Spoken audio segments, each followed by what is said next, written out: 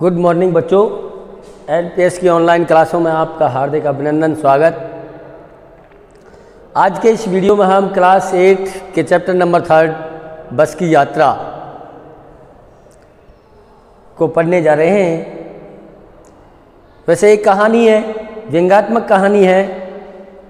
प्रसिद्ध व्यंग्यकार हरिशंकर परसाई जी द्वारा लिखित इस कहानी में हमारे देश की ग्रामीण परिवहन व्यवस्था पर व्यंग किया गया है कि किस तरह से ग्रामीण क्षेत्र में सड़कों के हालत क्या होते हैं, उन पे चलने वाले जो परिवहन के साधन हैं उनकी हालत क्या होते हैं, किस तरह से वो जर्जर अवस्था में रहते हुए भी क्षमता से अधिक सवारियां भरकर चलते हैं और उनके पहुंचने का कोई ना तो नियत समय होता है और ना ही वो समय समय पर अपनी साधनों का फिटनेस भी नहीं कराते, उनकी देख रेख भी ढंग से नहीं करते। बड़े जर्जर अवस्था में भी सवारियों का जान जोखिम में डालते हुए और उन्हें चलाते रहते हैं। आपने देखा, पहले के वीडियो में देखा कि इस जर्जर बस में लेखक और उसके 5 मित्र यात्रा करने के लिए निकले थे। लोगों ने मना भी किया था कि शाम वाली बस से सफ़र नहीं करना चाहिए, लेकिन उन्होंने अपनी सुविधा को देखते हुए कि ये बस आगे समय पर पहुंचा देती है और उस ट्रेन में जिसमें उन्हें बैठना था उसके टाइम पर ये वह पहुंचा देती है। इस हिसाब से उन्होंने यात्रा प्रारंभ की, लेकिन लोगों का जो संदेह था वो ठीक निकला। बार बार रास्ते में ख़राब हो चुकी थी। 2 बार आपने अभी तक के वीडियो में देखा कि बस 2 बार ख़राब हो गई। पहली बार आपने देखा पेट्रोल के टंकी में छेद हो गया था, तो इसकी स्पीड बहुत स्लो हो गई, 10-15 मील प्रति घंटे की रफ्तार से चल रही थी। लेकिन अचानक गाड़ी फिर रुकी, तरह तरह के तरकीबें की, ड्राइवर ने चलाने का प्रयास किया, लेकिन बस के सभी हिस्से सभी ने अवज्ञा आंदोलन के दौर से गुजर रहे थे। यानी एक दूसरे हिस्से जो बस के थे वो एक दूसरे से सहयोग नहीं कर रहे थे। कंपनी के हिस्सेदार कह रहे थे कि बस तो फर्स्ट क्लास है, ये तो इत्तेफाक की बात है, ये तो किसकी बात है, भाग्य की बात है। छीन चांदनी में वृक्षों की छाया में नीचे वह बस बड़ी दयनीय लग रही थी। लगता जैसे कोई वृद्धा थक कर बैठ गई हो, ऐसी लग रही थी जैसे कोई बुढ़िया लंबी यात्रा को तय करके बैठ गई हो। हमें गिलानी हो रही थी कि बेचारी पर लदकर हम चले आ रहे हैं, अगर इसका प्राणांत हो गया तो इस बियाबान में हमें इसकी क्या करनी पड़ेगी, अंत्येष्टि करनी पड़ेगी। तो इस तरह से आगे बस हिस्सेदार साहब ने इंजन खोला, कुछ सुधारा, बस आगे चली, उसकी रफ्तार और कम हो गई। धीरे धीरे वृद्धा की आंखों की ज्योति भी जाने लगी, यानी उसकी रोशनी, उसकी लाइटों का प्रकाश कब होने लगा। चांदनी में रास्ता टटोल कर रेंग रही थी। ऐसी लग रही थी जैसे चांदनी रात में रास्ता टटोल कर रेंग रही हो, चल नहीं रही है, दौड़ नहीं रही है। रेंगने और चलने में बहुत अंतर होता है। आगे या पीछे से कोई गाड़ी आती दिखती तो वह एकदम किनारे खड़ी हो जाती, कहती निकल जाओ बेटी, अपनी तो वह उम्र नहीं रही। इस तरह से तेज चलने की अपनी उम्र नहीं रही। एक पुलिया के ऊपर पहुंचे ही कि एक टायर फिस करके बैठ गया। ये तीसरी घटना हो रही है। टायरों की स्थिति भी देखिए कितनी खराब थी। टायरों में से ट्यूब झांक रहे थे, इतने घिसे हुए थे कि सीधे टायरों में से ट्यूब दिखाई दे रहे थे। तो टायर फिस करके बैठ गया। वो बहुत ज़ोर से हिलकर थम गई। अगर स्पीड में होती तो छलांग नाले लगाकर नाले में गिर जाती। मैंने उस कंपनी के हिस्सेदार की तरफ पहली बार श्रद्धा भाव से देखा। कमाल के व्यक्ति हैं ये। बड़ी श्रद्धा हो रही थी कि अपनी ज़िंदगी को जोखिम में डालकर खुद भी सवारियों की ज़िंदगी के साथ भी खिलवाड़ कर रहे हैं और अपनी ज़िंदगी के साथ अपनी ज़िंदगी को भी जोखिम में डाल रहे हैं। वे टायरों की हालत जानते हैं, बस के हिस्सेदार साहब टायरों की हालत जानते हैं कि ये घिसे हुए हैं, बहुत ज़्यादा ये घिसे हुए हैं, ये इतनी क्षमता की सवारियों को लेकर नहीं चल सकते, फिर भी जान हथेली पे लेकर बस में सफ़र कर रहे हैं। जान हथेली पर लेना, अपने प्राणों की परवाह न करना, फिर भी अपनी बस का हालत का पता है कि वो जर्जर है, टायर ट्यूबों का पता है कि वो बिल्कुल घिसे हुए हैं, लेकिन फिर भी उसी बस में अपनी जान की परवाह किए बिना उसमें सफ़र करने से उत्सर्ग की ऐसी भावना दुर्लभ है। बलिदान होने की ऐसी भावना को दुर्लभ कहा है कि जानते हुए अपनी जान को जोखिम में डालना। ये पता है कि कभी भी ये दुर्घटना को निमंत्रण दे सकती है, लेकिन फिर भी उत्सर्ग की ऐसी भावना दुर्लभ है। सोचा इस आदमी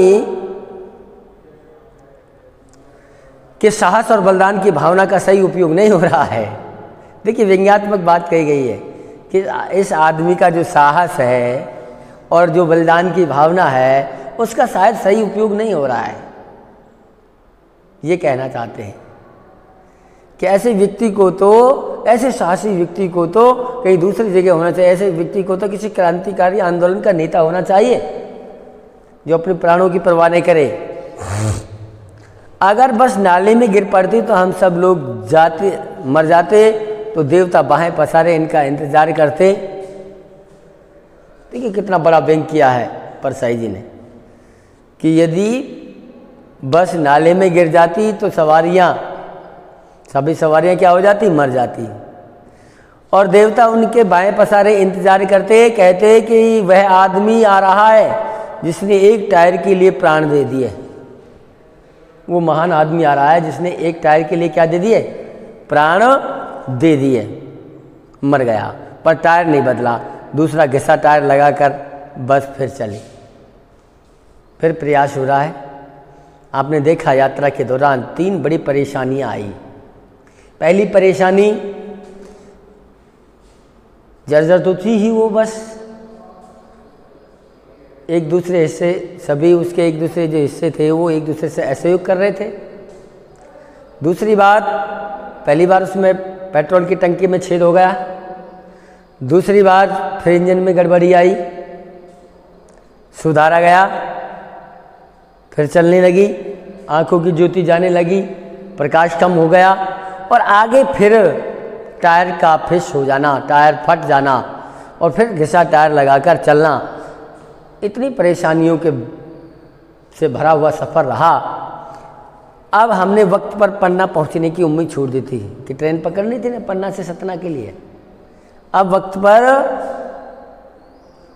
पहुंचने की उम्मीद छोड़ दी थी, पन्ना कभी भी पहुंचने की उम्मीद छोड़ दी थी कि हो सकता है कभी पहुंचे ही नहीं हम वहाँ। वो तो बहुत धीरे धीरे रेंग रही है।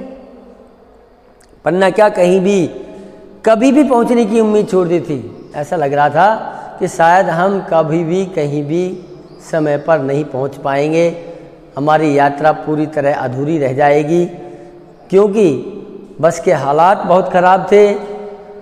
इतने हालात ख़राब थे कि वो अब चल नहीं रही थी, रेंग रही थी, रास्ता टटोल टटोल कर देख रही थी। तो इस हिसाब से उन्होंने ये उम्मीद लगाना बंद कर दिया कि हमारी शायद यात्रा भी पूरी हो। लगता था ज़िंदगी इसी बस में गुजारनी है। देखिए व्यंग्यकार का कितना बड़ा व्यंग्य है कि ऐसा लग रहा था कि जैसे इसी बस में हमें पूरी ताउम्र जीवन यापन करना पड़ेगा, ना हम इधर के रहे ना उधर के रहे।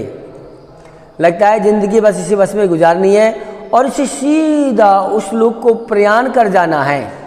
प्रयाण, प्रस्थान करना, मरने के लिए प्रस्थान करना कर जाना है। इस पृथ्वी पर उसकी कोई मंजिल नहीं है। हमारी बेताबी, तनाव खत्म हो गया। हम बड़े इत्मीनान से घर की तरह बैठ गए, चिंता जाती रही, हंसी मजाक चालू हो गया।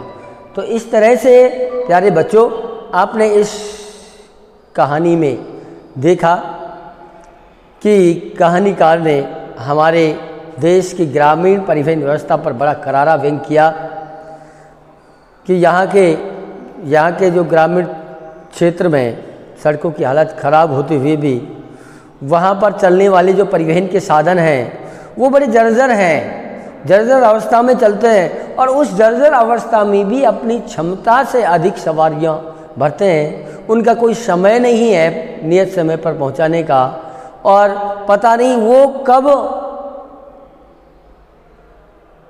अपना साथ छोड़ दें, कब यात्रा को अधूरा छोड़ दें। उनसे यात्रा पूरी करना असंभव जैसा लगता है, फिर भी वे अपने प्राणों को हथेली पर रखकर, अपने प्राणों की बाजी लगाकर भी ऐसे कार्यों को करते हैं। स्वयं अपने प्राणों की बाजी लगाकर वो इस व्यवस्था को चलाए हुए हैं, जबकि ग्रामीण क्षेत्र में एक अच्छे परिवहन व्यवस्था की आवश्यकता है, लेकिन नहीं, उस और ना तो सरकार का ध्यान जाता है, न परिवहन विभाग का ध्यान जाता है, और अनेक जिंदगियां, अनेक लोगों का जीवन पता नहीं इस खराब परिवहन व्यवस्था के कारण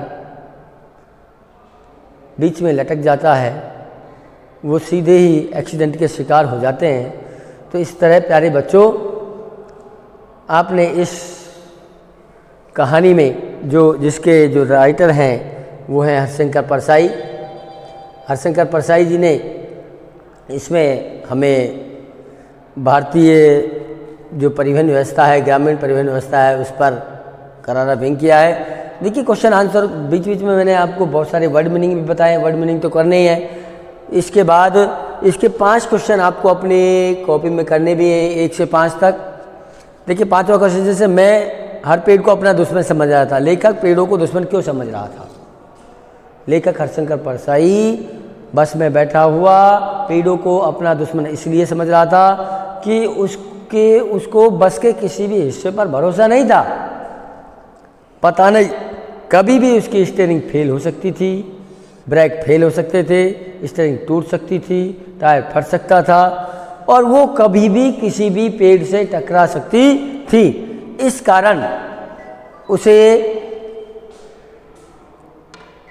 लेखक को जो पेड़ थे वो दुश्मन नज़र आ रहे थे। तो प्यारे बच्चों, आज के वीडियो में सिर्फ इतना ही।